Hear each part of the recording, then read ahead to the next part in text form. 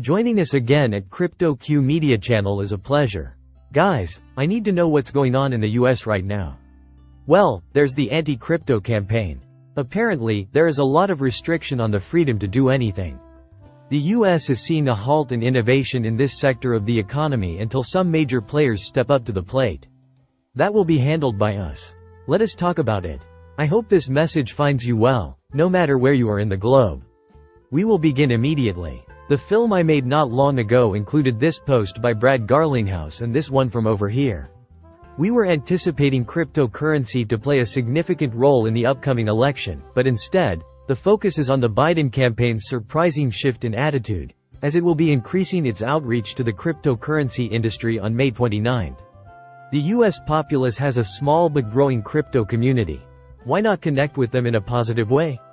In a year when elections are taking place, more than 500,000 Americans own cryptocurrency. This is their chance to get voters, so they're seizing it. Brad Garth asked us if the Biden administration is serious about making a change, which led us to believe that this would be the case because it suggested that maybe they are finally getting Bitcoin. Their top priority should be to request Gary Gensler's resignation. I just added this to a video I made. Will you be able to handle this? This information has started to appear old within the given time limit of, say, 8 hours. Disappointing would be a major understatement to describe this message coming from the White House at this critical juncture. Biden issues veto in order to block Senate Bill 121. Alludes to the need for crypto innovation to be a norm. Here we have a bill that President Biden vetoed that would have allowed heavily regulated banks to buy Bitcoin and other cryptocurrencies. The general public seems to think this was a good thing. This is terrible. Does it actually matter? All we've seen thus far are bills that are both innovative and pro-crypto. The number of vetoes is growing. Everything is on hold for now. Consequently, it has been left unattended. On top of that, this is problematic. One potentially good aspect of this breakdown caught my eye. The last sentence declares that the administration is prepared to engage with Congress to create a comprehensive framework for digital asset regulation. This framework will strengthen the United States' position as a worldwide leader in the financial system, build on existing authorities, and promote the responsible development of digital assets and payment technologies. Without a doubt, the measure's veto was a huge disappointment, but I'm reading these last lines because it seems like Congress is now getting involved. You understand why this is so fantastic right now? Our long-held expectation was that the SEC would remain neutral in matters pertaining to space regulation. Congress was going to make things clear in the field. But will this really come to pass? Can we be sure this will happen? Because of the air of mystery surrounding the matter and the absence of concrete backing from congressional representatives, it is difficult to even say, yeah, I think it will. At this point, the result is unclear. I think this is a fantastic feature if it turns out to be true, but we're still not sure. Should this come to fruition, it would be tremendously appreciated if they could work with Congress on it.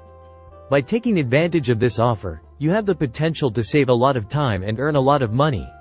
I'm providing you free access to 30 crypto jewels that I've researched extensively before the old season time bomb goes off. By following the link in the description below, you can obtain instant access at no cost. There is absolutely zero expense right now. Tell me about yourself. Then why are you on the fence?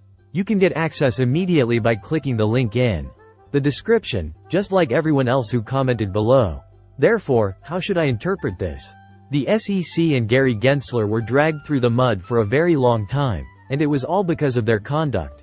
Nevertheless, the veto of this bill shows that there is a bigger systemic problem than just the SEC. It is evident that the goal of Operation Choke Point 2.0 was to attract large traditional businesses while discouraging crypto-native enterprises.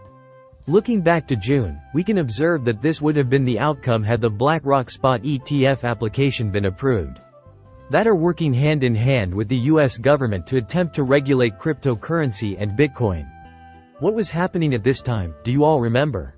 Because before BlackRock stepped in with their ETF application, many famous people tried and failed to get an exchange-traded fund, ETF, based on Bitcoin. The street started to take note of BlackRock almost immediately upon its arrival, and we had the go-ahead in January, which was around 6 months later. It would appear that the system is designed to favor larger companies and trading behemoths over their smaller rivals. Those who aren't already well established in the financial industry are seeing their market share eroded and themselves left to struggle. This presents a major problem. Changing the subject of this article. Anyone remember this January post? Huge motion and Custodia banks were the topics. I wanted you all to see the real truth, so I'm bringing this back. Kudos to you, medal all. The fact that SEC member Gary Gensler can be easily implicated makes us aware that there is a far bigger problem. Along with the SEC, the Federal Reserve is spearheading Operation Choke Point 2.0, its crusade against Bitcoin. A custodial bank sued the Federal Reserve after the latter denied the former's application for a Fed master account. Essentially, it's a checking account that financial institutions can use to accept electronic funds transfers, ACH, clear checks, and conduct wire transfers via the Federal Reserve System. A master account must be made available to all federal or state charter depository institutions by the Federal Reserve System, and our position as a custodia as a Wyoming charter depository institution satisfies this requirement. 5 to 7 days is the typical processing period for the Federal Reserve to approve a master account. Their master account application has gone unanswered for the last 20 months, but it hasn't stopped them from considering it. 5 to 7 days is the typical duration, and 20 months is the anticipated duration, dudes. Something really big has come up. Because of this, Custodia felt compelled to sue the Fed. His application for control of his master account has still not been granted by the Federal Reserve, even though it has been 8 months since the lawsuit was filed. Like the sex handling of the Coinbase petition for rulemaking, Custodia has unearthed some interesting evidence in its discovery process against the Kansas City Fed and the main Fed in D.C., a complicated web of interconnected issues. In fact, the Kansas City Fed conducted a comprehensive review of Custodia in connection with their master account application and communicated its findings to the main Fed in Washington, D.C. If you want to know if the government is being truthful, you can get all the information you need in this study. Given the government's interest in Bitcoin, we are well positioned to contribute our knowledge of capital, risk, and liquidity management. Since I really couldn't care less if you all had to cope with me, I won't even bother to read it all. The argument boiled down to this: Custodia Bank allegedly lacked the necessary capital. No, that's not right. They had first-rate risk management, didn't they? However, contrasting the Federal Reserve in Washington, D.C. with its Kansas City counterpart is the most important thing. Isn't it? One example is capital. Capital requirements and risk management were not adequately addressed by the Federal Reserve in Washington, D.C., but were well addressed by the Kansas City Fed. Kansas City reported strong risk management, whereas the Fed in D.C. reported significant risk management.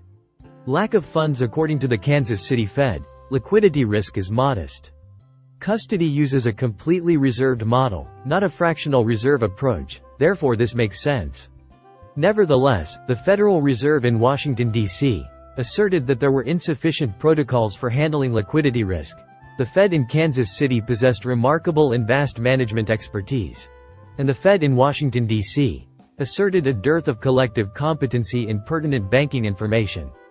It turns out that the Federal Reserve in Washington, D.C., said the complete opposite of what the Federal Reserve in Kansas City, Missouri, was saying in deciding when we examine it more closely. Why is this happening? It is evident from the discovery papers that the process was rigged, as the Federal Reserve had worries about the custodian's intention to offer banking and digital asset services to individuals and firms associated with cryptocurrency. Do you have any ideas as to what became of Xrp and Ripple? Your opinion on this is important to me. What about Xrp? Is there a reason why the renowned digital asset bank Custodia Bank brought up Ripple and Xrp in this discussion? The Bitcoin and digital asset communities appear to have their backs. Give me your take on this, please. That is the end of the video.